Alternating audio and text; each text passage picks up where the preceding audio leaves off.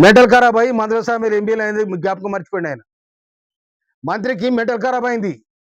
Mental ఖరాబ్ అయ్యి ఇక్కడ ఎమ్మెల్యేలు వేయడానికి ఆయన జ్ఞాపకం పాపం మర్చిపోయిండు. అంటే వీళ్ళకు ఎస్సీ నియోజకవర్గం అంటే లెక్కలేదన్నట్టు అహంకారం అన్నట్టు. అబ్బో ఇక్కడ కేజీ చీరలు కొంటే అర కేజీ చీరలు ఫ్రీ అంట. మంగళ్య షాపింగ్ మాల్, కేజీల్లో సేల్, టన్నుల్లో ఆనందం. ఎస్సీ నియోజకవర్గం అంటే అహంకారము. మీ అహంకారపూరితమైన రాజకీయాన్ని సాగు దెబ్బ కొడతామని కూడా హెచ్చరిస్తాను నేను. మా దప్పులు మోగుతాయి, మా దండోరు లేస్తుంది. మా జోలికి వస్తే రాజకీయ సమాధికి మేము దప్పులు కొడతాం. మీరంతా మీరు ఉండండి, మా అంతరం మా ఉండి. మా గౌరవాన్ని మీరు చిన్నతనం చేస్తే అంతకంటే చిన్నతనం చేస్తాం. తుంగతుర్తి తెలియాలి మోత్కూరులో 2 కిలోమీటర్ రోడ్డు కోసం 100 సార్లు తిరిగినా. ఆర్ఎండ్బి మినిస్టర్గా నువ్వు ఏం చేసినావు చెప్పు? ఏం చేసినావు? శవాల పేరు మీద రాజకీయాలు చేస్తారా?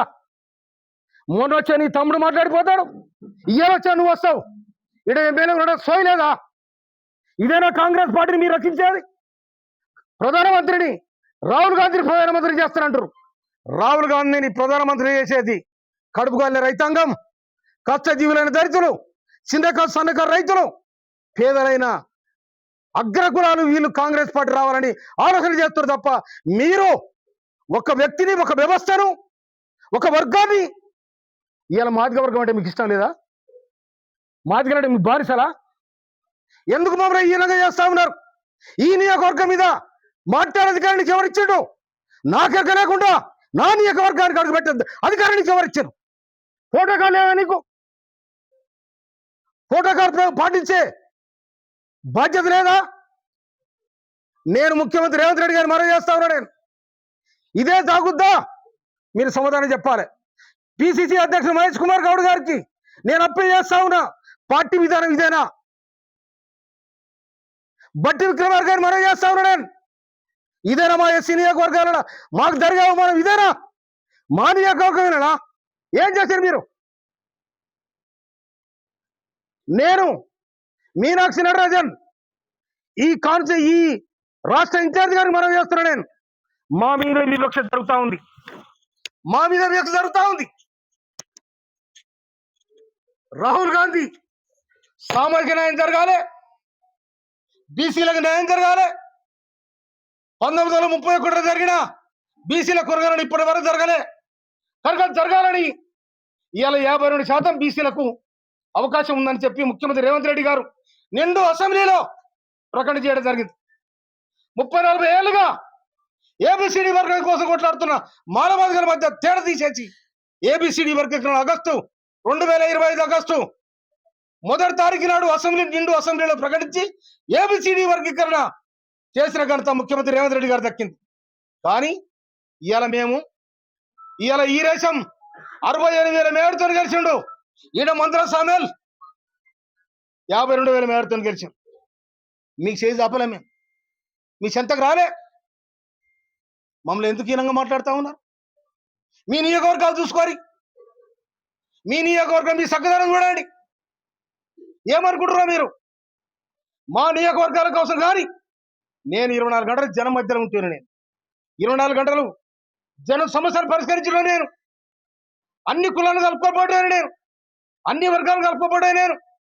నేను స్వయానం కౌలు రైతుని. నేను నాకు ఇంత భూమి ఉన్నా కూడా నేను వ్యవసాయం చేసుకొని నా పక్కన ఉన్న రెడ్డిలతో వ్యవసాయం చేసుకొని బతుకుతాను నేను.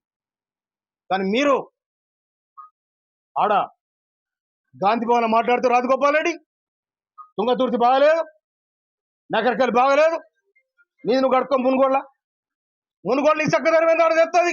నాకు కూడా రిపోర్ట్ వచ్చింది మునుగోడలో ఇట్లా ఉందని. నాకు సమాధానం చెప్పాలి. నల్లగొండరా మీరు రాజ్యం అనుకుంటారా? మీరు నల్లగొండ జిల్లా అంటే ఇది శ్రమజీవుల జిల్లా.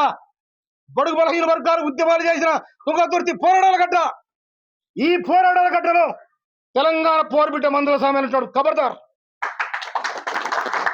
వర్గాలు కానీ బక్క చిక్కిన కులాలు కానీ మీరు చిన్న చూపు చూస్తే దానికి సమాధానం చెప్తానని హెచ్చరిస్తాను. నేను కాంగ్రెస్ పార్టీ బతకాలి, రాహుల్ గాంధీ ప్రధానమంత్రి కావాలి. నీలాక ఇటు రాకపోతే అటు రాకపోతే ఇటు. బీజేపీకి ఎందుకు పోయిన రాజగోపాల్ సమాధానం చెప్పాలి.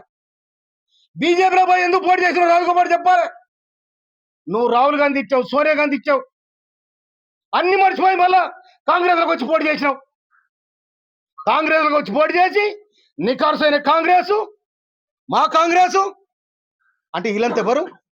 ఈ సర్పంచులంతా ఎవరు? ఈ కార్యకర్తలు ఎవరు? ఈ లీడర్ అంతా ఎవరు? కనుక మళ్ళీ ఒకసారి తుంగతుర్తి కోసం కానీ, నకరకల కోసం కానీ, మా మాదిగ సీట్ల కోసం, మా దళిత సీట్ల కోసం మీరు మాట్లాడితే దానికి సమాధానం దొరుకుతుంది కూడా మనం చేస్తున్నాను. మేము వెనకటి నుంచి సావుల దప్పు కొట్టేది మేమే, సంబురాల దప్పులు కొట్టేది మేమే, సమరాన్ని దప్పు కొట్టేది మేమే. కనుక మీరిట్లే చేస్తే సమరం స్టార్ట్ అయితే కూడా హెచ్చరిస్తున్నాను.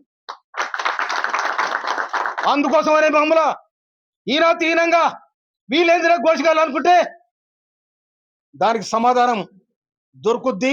మీకు సమాధానం చెప్తానని కూడా హెచ్చరిస్తున్నాను. ఏమనుకుంటారు మీరు? అసెంబ్లీలో అడుగుపెట్టే దమ్ము మాకు కూడా ఉంది. మీరు ఒక్కడికి అసెంబ్లీలో ఎవరైనా లేరు.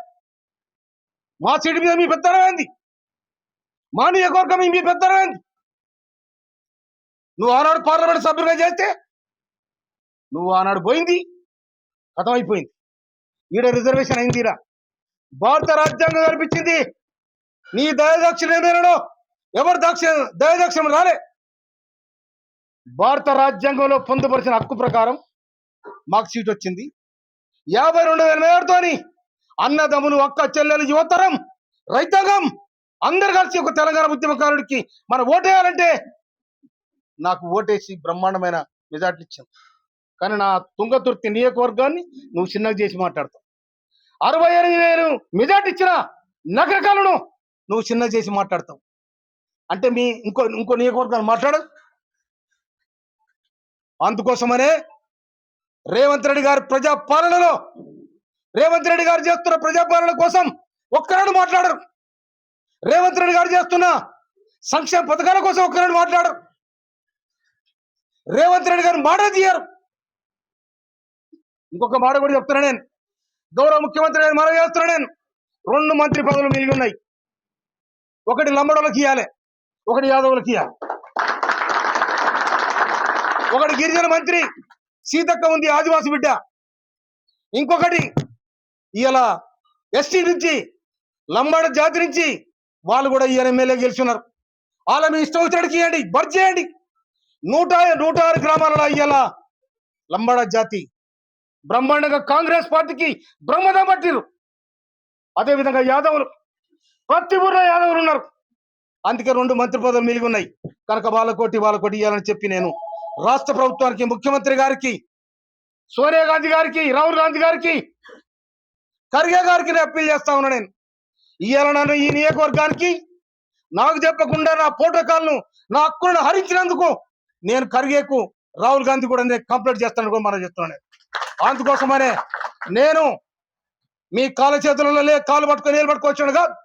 నేను కష్టజీవిని, తెలంగాణ పోరాట యోధుడు. నేను తిండి లేక తిప్పలు లేక తెలంగాణ సోనియా గాంధీ ఇచ్చింది కాబట్టే ఇలా హీరోలమైన, లేకపోతే అంత జీరోలే. అందుకోసమనే సోనియా గాంధీ ఎందుకోసం ఇచ్చింది? మా మీద పెత్తనం చేయాలని మీకు ఇయ్యలే. మీ అంతలు మీరు బతుకుని మీ రాజ్యం మీరు చేసుకోండి. వాడు ఎస్సీలు ఉంటే వానికి ఎవరికి అవకాశం వాడు చేసుకోమని చెప్పింది. కానీ ఇవాళ మా మీద మీ పెత్తనం ఏంటి? మా మీద మీదులు ఏంటిది? మండలపాటి నేను 9 మంది మండల పార్టీ అధ్యక్షుల అభిప్రాయం తీసుకొని ప్రకటించిన నిన్ను ఆపేదాము. నీకెక్కడిది? ఎవరిచ్చి నీకు అధికారం?